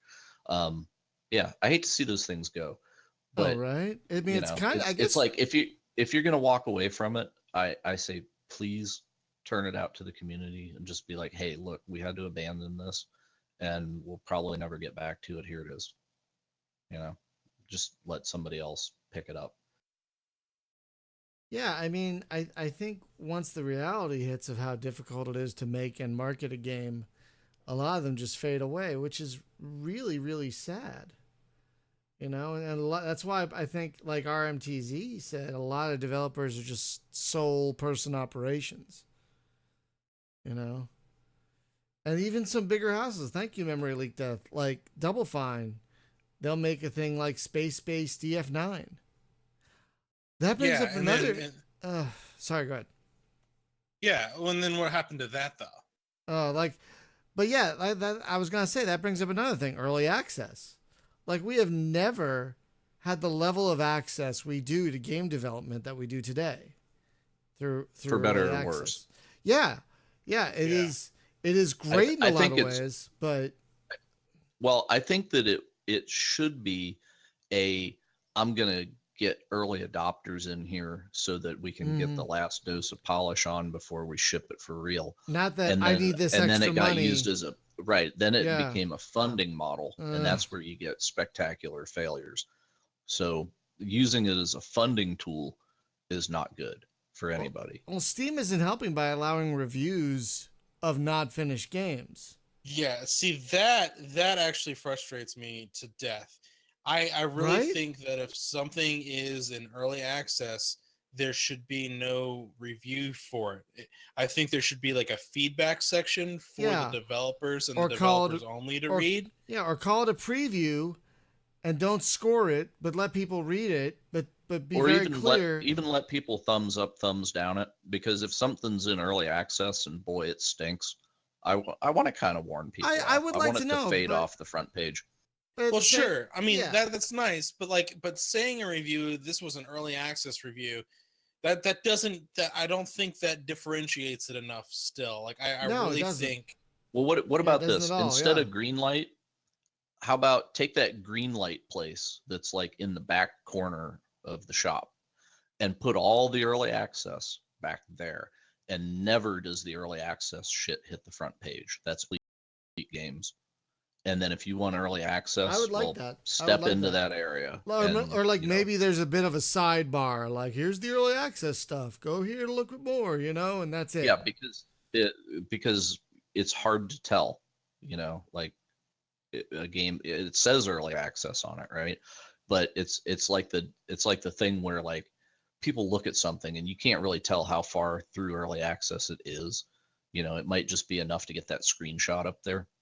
Yeah, for all you know, it's early in alpha, Or or an it could asset be flip. just yeah, or it could be just a month or two away from release. You don't know necessarily if they don't update the store page. Actually, say, oh, this is how far along we are in development. We're in alpha, or we're in the end of beta, and we'll be releasing in X number of weeks, kind of thing. Yeah, what if you could early access it like Greenlight, but then the community had to vote for when your game was done, and you couldn't release until the community said you were done? Ooh, boy, that would change the game. Yeah, it would, but I'm not sure if it would change it for the better because Probably not. because trolls would just prevent games from being released, whether or not they were actually done. Yes, true, but you know what I'm saying though. It's just Oh, of like course. if you had to get enough people to sign off and say, "Yep, it's done," enough, then yeah. So maybe it's like a tiered early access. There's like it's damn near invisible early access. Like you have to hunt for that pain. You And then gotta really there's want it. You gotta really, yeah, really and then want it. there's Yeah. like a final polish early access where it's like, okay, this thing, it's real, it's gonna happen. We're in the final days early access. There should be like a tiered thing. But God, using it as a funding model is bullshit. That needs Now, to go. one thing I'll mention here is I do appreciate that some devs uh, will actually release keys early on for closed beta, and it doesn't show up in early access until it actually hits the early access phase, and then other people can get Yeah. into that, and that's when it hits open beta. But if early access was done like a closed beta, where you can get your key, you can get into it, but the game doesn't show up on the store until it's done enough, I could see that working a hell of a lot better than what we have right now. I think one of the biggest problems with early access is there's really no consistency in how it's explained. There's no consistency of version numbers, no consistency of terminology. There's like I know some people who have their games in early access, but they're past 1.0. Not just Star Citizen, but there are a few others that can like their version number 1.7 point something. Like, are you out of beta? Are you out of early access? They're like, no. This is just our number. I'm like, why? To confuse the consumer. Yeah, That's why. It's RMTZ gets it. It loses all its meaning. Like early access is now just a catch-all term for just shit that isn't finished. But where along the production line of this shit that isn't finished is this game? Is it pre-alpha? Is it? And what about so with Warhammer, right? Warhammer 40,000, Eternal Crusade. Okay. Which was what, $40 whenever it came out in early access, right? And then they finally at some point, well, they released it as like, hey, we're done, it's released, and that's because they're desperate for money, right? So it was like, well, we got all the early access money, So if we tell people, okay, it's done enough that it's like done enough. So 1.0, and then they put it release status, and then people were gullible and like bought into it, and it was still a horrible broken thing. And then like 6 months down the road, like some fairy dust got sprinkled on it, and it became magically good, right? Mm-hmm. And It's it getting was just better. like, wow, this is great. It's But getting better. yeah, and their original plan was that they were going to have a free to play thing where like the free to play players would only be able to play orcs, and then everybody that had paid money could be space marines and shoot the freebie guys, right? Which was fun because it would be like a horde and shoot them. But anyway, so all these people had paid $40, and then it finally did flip to free to play last week, whenever. And so they ended up giving everybody that had bought into the game a free copy to give away. So, which is really nice. That's yeah. So if you really have a nice. friend that plays it, hit them up for their free copy. I already gave my. Don't know they have it. I already gave my my free game away, my free copy away, and that I think they've been working really hard to make that game great, and it is great. Yeah, but that's the thing though, is like, okay, it came out early access and they charge, like premium price, and then it flips to free to play, right? So another game that did that was Call to Arms, and they went from a $30 game to a free to play game and gave the people who had paid $30 nothing. And then their Steam rating immediately went super negative, and they're down in a hole they'll never get out of. So don't do that. Community. Yes. Yeah, they basically flipped a middle finger. So early access as a funding model is bullshit. Don't do it.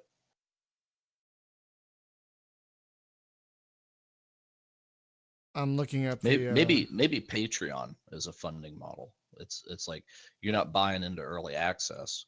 It's like you're actually a backer of the game, like on a monthly basis. And if we continue to turn out progress, you continue to stay as a subscriber to our Patreon, and we get paid every month to keep making the game. That would be interesting because that's a residual thing, right? Right, and then if you fail to live up to whatever you said you're going to do, if they pull funding, then that's on you. Right, so people can stay as long as they feel comfortable, and they can run whenever things look bad. And so I don't know, maybe that's a better way. And for Eternal Crusade, I'm looking, a lot of the people who are leaving it negative reviews right now are people who paid for it and don't like that it went free to play. But they knew that from day one. That was a thing. They said day one, like, we're going to put some free to play in here. Yeah, and originally it was going to be a different thing than the whole damn game. But we're going to give free players a slice of it. But I kind of like what they've done. I like that they give you a nice slice of the full game. And if you want to, if you really like your character and you want to go past a certain level, you got to pay. I think that's fine. Is that how they did it? I haven't looked yet. I think that's how they're doing it. They level capped it? Yeah, I'm pretty sure that's how they're doing it. Like, you can make these characters, but to get past level like 2 or 3, I think, you got to pay. And I like that a lot better than just playing orcs, though that was a nice idea as well. That's basically like a demo at that point. It's like you can join in, you can play for a couple hours and decide, do you like this game $20 or not? And from what I've played of it, the money would fly out of my pocket, like, bam, $20 here, take it. That's kind of the model we used with Quintet. Is hey, you can try the game for free, and if you like it, you can pay us so that you can get access to all the maps. But we don't prevent you from joining a ship that's already launched in there. I like that model. See, the thing with that model, honestly, and I'm just going to put this out there, is we don't make as much money as if we had made it a front-loaded thing. You pay right off the bat. But we're also happy with that model because our players are happier with that model. Yeah, that seems well. To It's kind of like the old. It's kind of like the old days. Speaking of StarCraft, when the original StarCraft came out before Brood War, you could do a spawn of the game. You could install a spawn of the game on a friend's computer, and anytime you played, your friend could play with you. They didn't get the full campaign or anything like that, but when it came to like playing multiplayer, if you wanted to play a match against some AI or whatever, you could do that with your friend as a spawn. And it was great for LAN parties because you had like one person who owned the game, and then you could just install the spawn and everybody else's, and still be legit. Oh. Yeah. Sorry. I'm looking at what the free version of Eternal Crusade entails. And sorry, I was wrong. It's 4 out of 5 classes, but slower progression on those.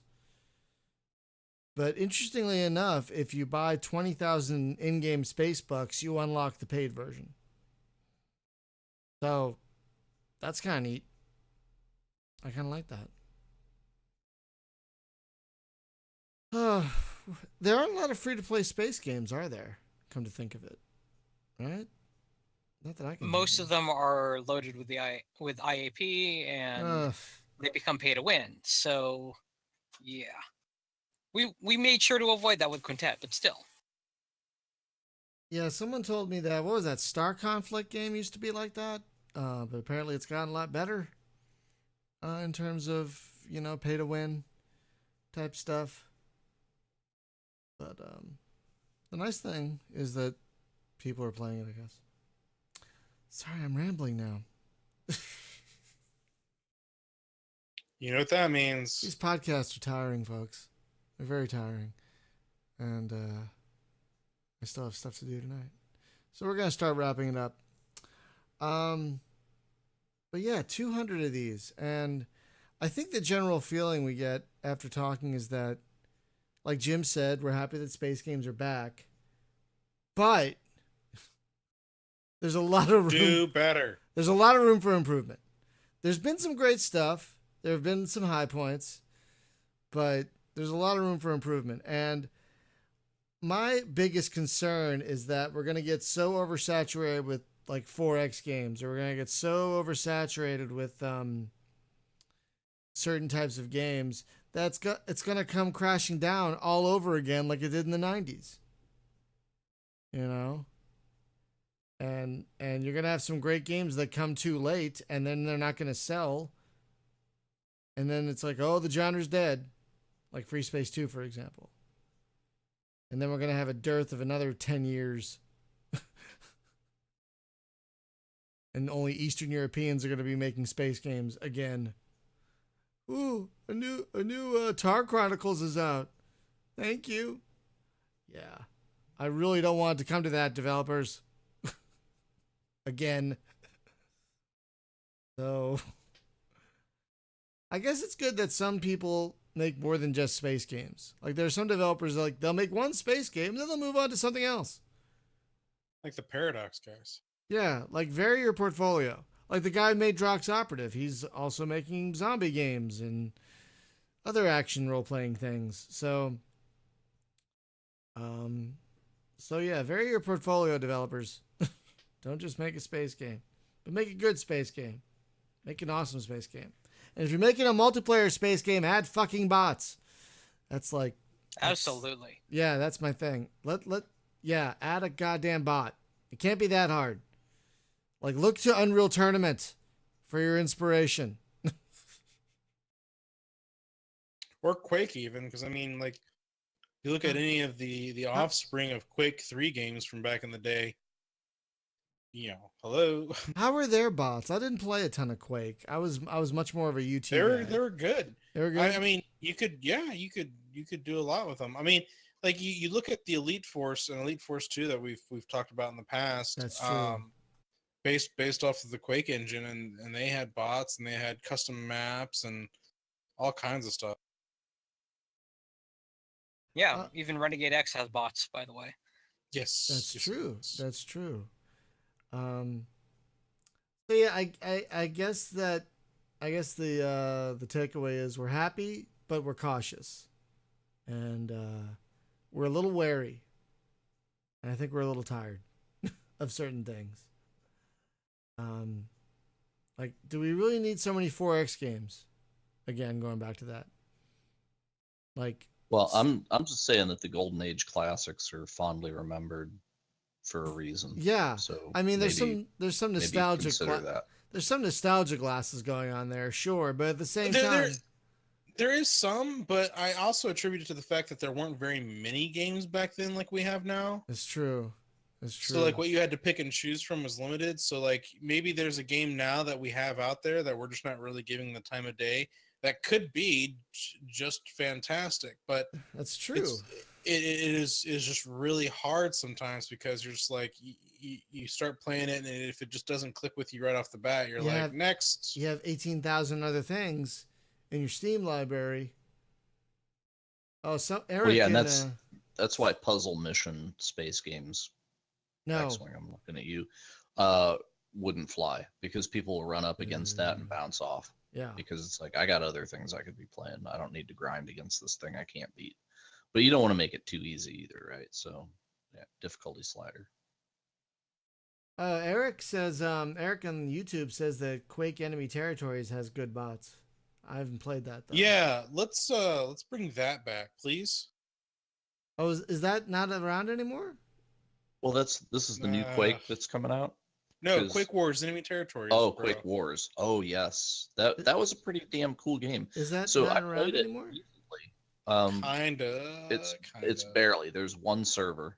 It's generally got about 20 to 30 people on it. Oh.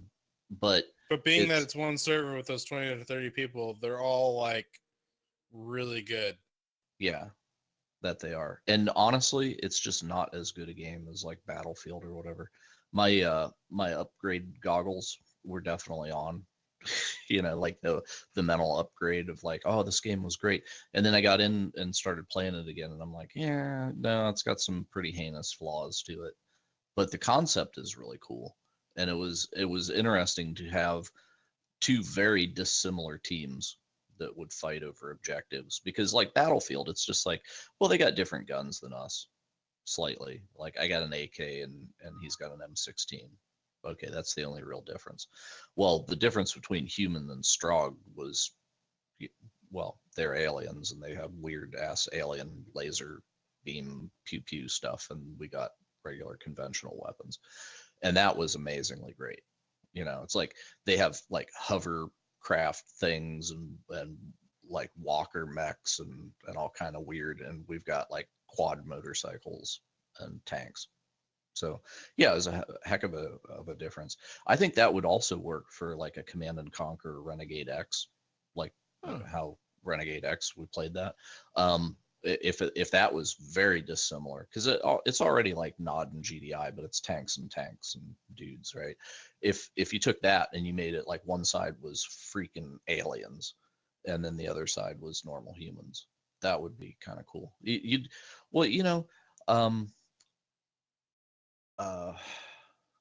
What is that? It's the the space game.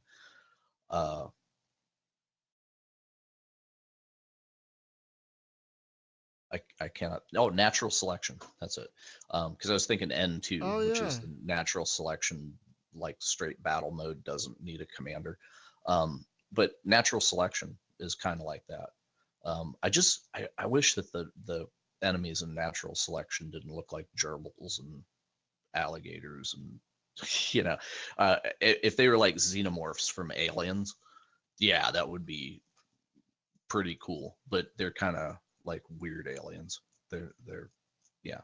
Well, apparently, going back to this Quake Wars game, you can download the full game apparently, and a server. Oh, neat. Where do you get the game from? Yeah. Other than like I put it in the stream chat. It's actually on splashdamage.com. Oh, neat. Yeah, because I ended up like hunting for an ISO. I think I went to like ISO zone or whatever, and then trying to get the patch to be able to get on the one remaining server was kind of a bear. So maybe that's these guys that put it up because they're trying to keep their server alive, right? We got to stay populated. So I don't know, but it's not a bad game, and even if you never go online, just play it with bots, and you'll probably have the same experience you will with people, because the bots are damn good. And they're convincing, and probably better than most of the people that I'd played with. Well, I'm definitely gonna download it then because I want to try it. I love a good. Well, it's one of those games like Angels Fall First, which is another game that we Oh, need to revisit. another great game. I Yeah. don't like the space stuff. Like it seems like most people like the space things in that. I like it, the invading the enemy ship. I don't so much like the Yes. flying around in the starfighters. I think that's weak. I love But that you the can fly in invading the the enemy ship is starfighter. great. I love that you can fly the starfighter into the ship and then invade it. Yes, That's what I like. absolutely. Yes. Or you pack your buddies in a transport. You know, if you take a transport over and clamp it to the enemy ship and like blow a hole in the hull, it actually becomes a spawn room for your team. That's the true beauty. And Because Angels then you Fall can do first? Seriously? yes. Oh, That's how you do an invasion. wow. You don't have to fly in one guy at a time. You can actually clamp a spawn room onto the ship. Oh, that's Causes all great. sorts of trouble. I think Yeah, we definitely need to revisit it. But the beauty of yeah. Angels Fall First, as well as like Quake Wars, any game that has strong bots, is that a group of 4 of us could get together and just be like, we're going to go in and fight bots, you know, Yes. and we could have bots on our team to fill out our team or not, you know, however you want to set that up. So at that point, that's great, you know, it's because you can play it as if you were playing with a whole crowd of people, but you know, LAN party stuff. I think a lot of that is actually the bots were important in the LAN party days because you might have 6 people, you know, that show up. Yep. You could fill out the teams. Great. Well, you know, online it's like, well, we have thousands of people playing whatever. We don't need that. And it's expensive to make good bots, and it's hard. Well, but the thing is, though, is you don't always want to have to play with randos. Like, you just want to maybe play with your friends. But if you don't have any friends around and you still want to Right. play, give me bots. Yeah, one You know what game. we need a universal bot you can just plug into any game. That'd be and it can great. play it. Yeah. One game that has pretty good bots that we're going to revisit soon is Toxic. We're going to be playing that in I think a few weeks. So that's going to be a good time because that's a great game. Another good game with a good free to play model, by the way, is that one. I'm gonna download Enemy Territory. I'm also gonna put Angels Fall First on the calendar. But yeah, folks, I want to thank you for taking the time to listen to this kind of rambly, but we did cover a lot of ground. You know, I think I was the most rambly one. I'll be honest. But yeah, 200 episodes. When did we bring you in, Hunter? Was it 100? Was it episode 100? Yeah, me, bro. It's been around there. Been 2 years, I think. So I think it might have been episode 100-ish esque. It was after I was on because I was on as a guest in episode 92. Yeah. Oh God, right, for Quintet. Yeah. Oh my gosh. And you guys are working on another space game now, right? Just Yeah, we're on a little bit of a hiatus. Carmine is actually going for his master's degree in computer science, so he's focusing on that, and we're kind of on a hiatus for development at the moment. RMTZ, you're on episode 70. Well, thank you for listening. You have a ways to go. But Memory Leak Death, the guy who made the Wings of Saint Nazaire, he works with the Rebel Galaxy guys now. So take that as you will. So that's why you haven't seen anything from Wings of Saint Nazaire, because he's not working on it anymore. Which is kind of a shame, because that looked pretty I wish great. he was making a cool privateer like game. Say again, guys? I wish that, you know, the guy that was making Wings of Saint Nazaire, because it kind of looked a lot like Wing Commander. I wish he was making a Wing Commander game, like a privateer thing. I totally forgot about the Wings of Saint Nazaire. Yeah, I can't say anything.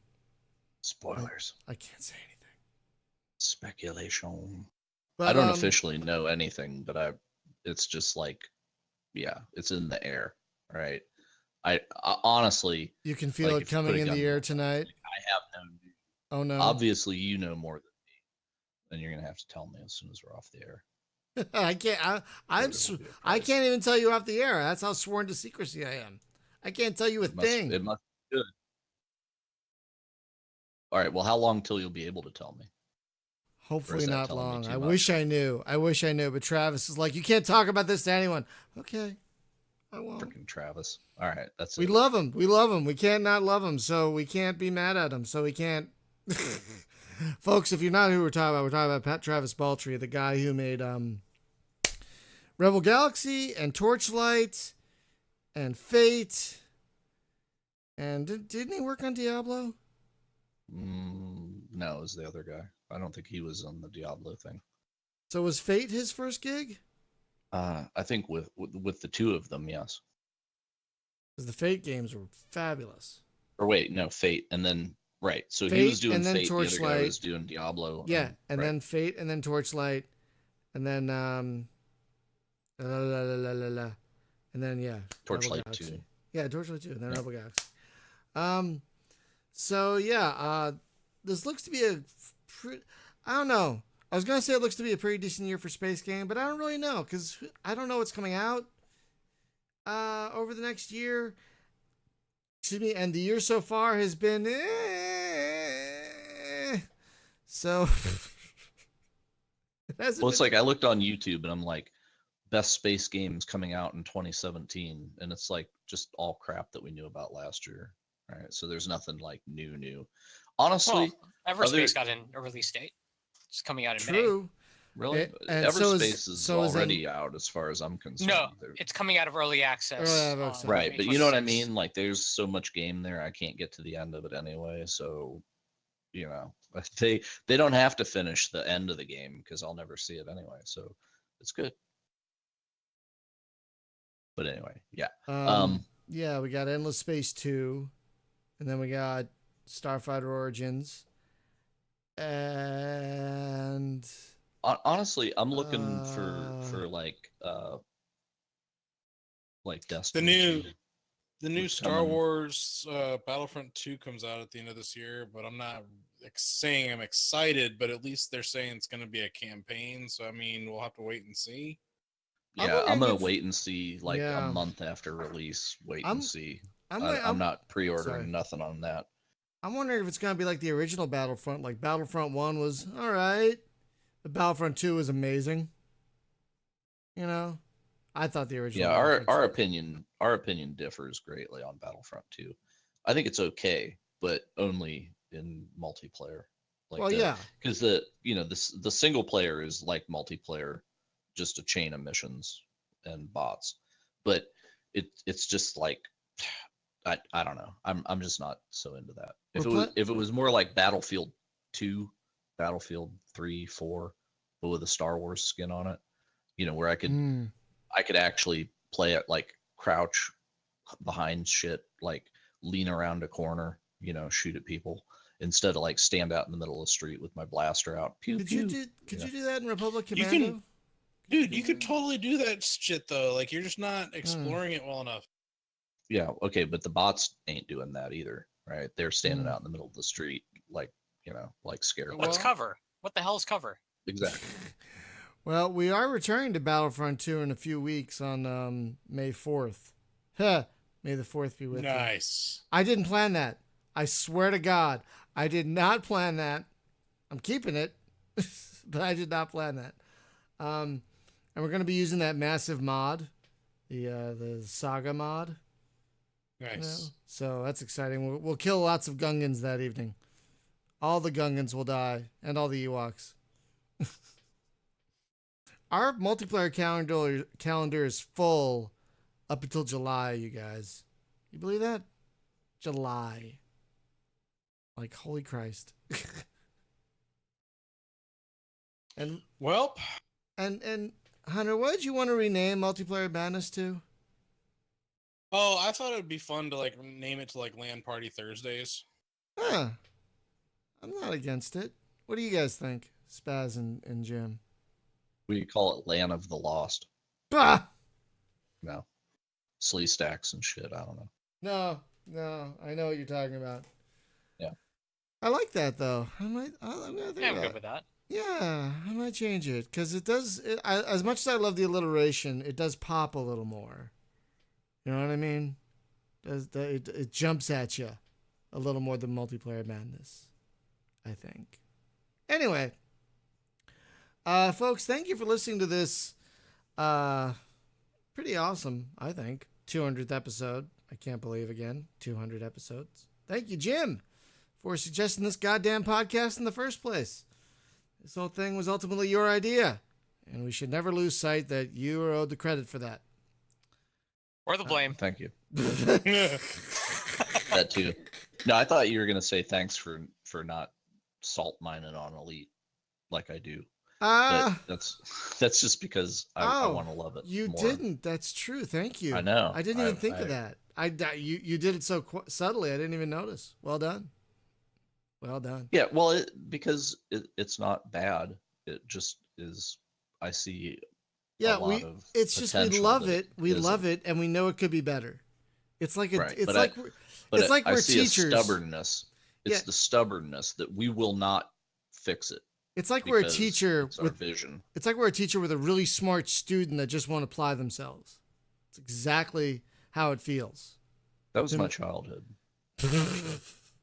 Failure to apply myself.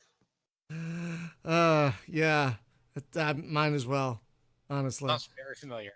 Yeah, it does. It does, doesn't it? But folks, I want to thank you for being with us through multiple hundreds of episodes now. Oh my God. I guess we gotta act like we know what we're doing from now on. Maybe? Do we? I don't know. No. So the one thing that I really wish, right? Yeah. It's fertile ground, right? Because there's Star Trek, there's Star Wars, and I kind of said this in the pre-show chat that we had. There, Star Trek, Star Wars, right? The middle ground of those two franchises is Mass Effect. No, it's Mass Effect, because you don't have it's kind of hard sci-fi because you don't have like teleporters and stuff, right? But they still have faster than light travel. But they also have like a cantina full of weird aliens, and they have space wizards. You know, it's like they kind of magic-y stuff. Because it's fantasy, right? with spaceships is basically what it is. Kind of, yeah. But it's also got a foot in the Star Trek, like the exploration and the diplomacy. There's not a lot of exploration in Star Wars, though. Like it's like they all know where everything is already. That's what I'm saying. Like Star Trek is the one thing, and Star Wars is the other thing, and Mass Effect sits right in the middle with good. You're not going to get me to play Mass Effect. You're not. No. This is an open invitation to the world to say, you know what, Mass Effect 1 and 2, and the first 3/4 of 3 were pretty perfect as far as lore building games and stuff. And then with Andromeda, it is what it is. I'm just not real enthused with where they went. It has some interesting ideas, but that's not what I would have done, right? But look at Mass Effect and look at that as an example of a cool thing, right? That straddles the line between space wizards and a more realistic sci-fi, right? And then put a different skin on it, something original, so it isn't Mass Effect, but the core idea of, you know, ride the line between the two halves of Trek and Wars, and you know what you could call it? Make something that doesn't even fucking have humans. You know what you could call it? The Circuit. The Circuit. Why would you call it that? Oh, come on, man. So Spaz earlier posted something in movies, music, and television, and you've been talking for a while now about this whole thing with like the Star Trek IP and whatnot, and how they should just come up with its own unique thing. Yeah, open source, that's whatever. So the Circuit is exactly what that is. Really? And if you look at the names of the people working on it, look at that. Or are they writing like a Bible for this universe, and then it's all going to be done by people that were involved in these like fan films, that were former Star Trek like actors, producers, directors, and not even just on those projects, but like on movies such as Iron Man and so on and so forth. And then cool. They're bringing in like all these other like Hollywood people that have done professional crap to do this new thing, this new sci-fi anthology thing, and it's also going to be like supported by the fans, and it's mostly people from like the Trek universe fans, but it's its own unique open source thing. I will absolutely support this with everything I've got, as long as they promise me there will be no time travel.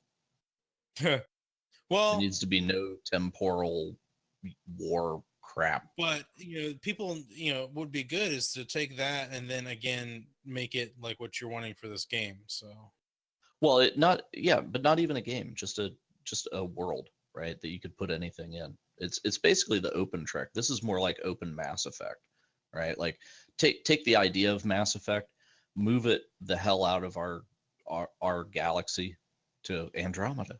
No, not Andromeda. But but just take it to somewhere else where humans have never been, right? And then you can have some unique races, and you could have some kind of like humans maybe, so that people have something to kind of identify with. But that way you can just, it's a blank slate, man. Do whatever you want to do, and you're not limited to human baggage at that point, right? So yeah, it would be like a good game of Stellaris or something, but with role playing and spaceships and pew pew. Sure. I'll have to check that out. What's it called again? Yeah, like take a game of Stellaris and all the weird aliens that you cook up in there, and then just say, okay, this is the universe, right? And then that's your background, and then create a game in there that's something that we want, not 4X, but Say just, like Rebel Galaxy. yeah, exactly. Right. It's just like, okay, here's these empires and how they interact with each other and what their attitudes are and stuff. All right. And then you get to play as one of them, assemble your crew. There you go.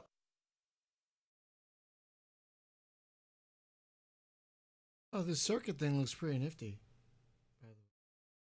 I've always wanted a game that was actually playing a 4X in the background, and I could influence it, but I'm just one ship. That's Strax right? Operative. So it's not. That's Drox, yeah. That's Strax Operative. Yeah, exactly. That's exactly what that is. But from a different perspective than like a Diablo kind of game, though. I mean, like Rebel Galaxy, but the galaxy is going on around me. Kind of X kind of does that, right? Like you can start wars, you can be just a witness to wars that break out between sectors, things like that. That kind of stuff. I dig that. And that way, if I want to kind of help the war effort or whatever, it kind of like the promise in Elite, right? It's like, hey, two corporations went to war. Which side do you want to back? Well, in the long run, because of their game system, it doesn't matter and nothing really changes. But in a single player experience, it sure as hell would. Because it's MMOitis, right? Like I slay the dragon, 5 minutes later, it's back waiting for the next guy. That's very distracting to me. But if I kill it, it stays dead in a single player game. All right. And that's why I like small scale buddy co-op, like 4 players max. All right. And the world stays the way you made it. And that would be really cool. That would be really cool. It's kind of a shame that there's been so much awesome and so much not awesome. Well, we're building that toward the awesome. You have to get a foundation going, and then something awesome. truly great. Yeah. Yeah, something truly great can happen. I mean, maybe we'll be lucky in Star Citizen. It'll be awesome. Maybe the Volition guys are going to be like, hey, on my breath. We're really tired of making this Saints Row crap. Let's make more spaceships. Oh God! Like, yay! I would fucking, I would if the guys of Volition say we'll make Free Space 3 or something like it if you find your mother and shoot her in the head. Okay, give me a gun. Well, oh wait a minute. I got the best. I'll do it. This is the best. Every time we talk Star Citizen, we say GTA in space, right? Well, who made awesome spaceship games and now makes GTA game? Volition. Do it. Dun dun dun. I want Saints in space. Star Saints. Do it. Saints Row of asteroids. Right, and I could actually have a ship that is a giant purple penis in space. That would be, because they would do that for me. They would just be like, here's your giant star phallus. Yeah, RMTZ is right. They don't have the license for free space anymore. I don't remember who does, but And any place where any game series where you had a dildo bat and you could beat people up with it, just take that into space, and God knows. Imagine Jedi, right? It would be like a laser version why don't they of just that. make your spaceship a giant bat? You just hit other ships with it. Why doesn't that ever happen? Yeah, that would work. I'd play that. Now we're getting crazy. Flailing speed. Line up and the pitch. He's batted the ship into the sun. That's a great shot right there. Oh, that'd be funny. Hit a ship right into the sun. Oh yes, with Newtonian physics. Well, with Wesley Crusher, he could make the posimetric shields that we would forget about next week. No, that was a Ferengi that made those. The sun shields, right? That was that was Bev Crusher that used them that one time. Oh, okay. I'm sorry. I just remember Will Wheaton would invent something every week that would save their bacon. That was only like and then the next first week, season and a half. The next week, they would have no memory of it. It was almost like the Men in Black guys were like, look at the pen. And then they couldn't remember how they saved their own asses last week because it would really be handy this week too. So whatever. All right. I give up. All right, folks. The joys of having different writers. For Thursday's LAN Party Thursday, I got to remember to rename it that because I like it, actually, now that I think about it more and more. We're going to be returning to an old RTS classic that was re-released on Steam a little while back, Rise of Nations. We're going to be playing that on Thursday. If we were a fantasy podcast, it would be like Land of the Rings. And next week on the podcast, the guest I tried to get, they've not confirmed, so I don't know what we're going to do next week on the show. I really don't. So Travis Baldry will be here. No. Someone just suggested we get either John Henry or Martin Cyrillis. I don't know how you say his last name. Back. Yeah, Cyrillis. Dude, I want Marty back. I think he can tell us more stories about Roomba's suicide. I think we need more. I think we need more notice than a week for the poor guy. I think he's probably busy with Kaiju Go-Go 2 or whatever he's working on now. Yeah, what are they doing now? Don't know. It's probably a privateer game. I know they're still putting out stuff for Kaiju Go-Go, right? I don't know. I haven't seen anything in a while. I think they did that. They did that like Grey Goo looking monster. Yeah, was the last one that I saw. Didn't they put out something a little while back for Sword of the Stars, The Pit, or am I getting things? Yeah, they had the Necromancer expansion, but that's been a while. That's been a while. So I'm not sure what they're working on. I mean, they have to. Sword of the Stars 3? No, it's not happening. Yeah, well, I mean, that'd be great. That'd be great. Could save it. They could save it. I would totally be down for playing some Sword of the Stars on a Thursday, the first one, Sunday, the first or a Saturday, or any damn day. Yeah, the first one. Yeah, I've just never figured out the second one. Now, if Martin wants to come and give us a tutorial and show us why the second one is absolutely amazing, then I'm down for that. I got the feeling he didn't even think it was amazing because it was released in such a state. Well, that's the thing.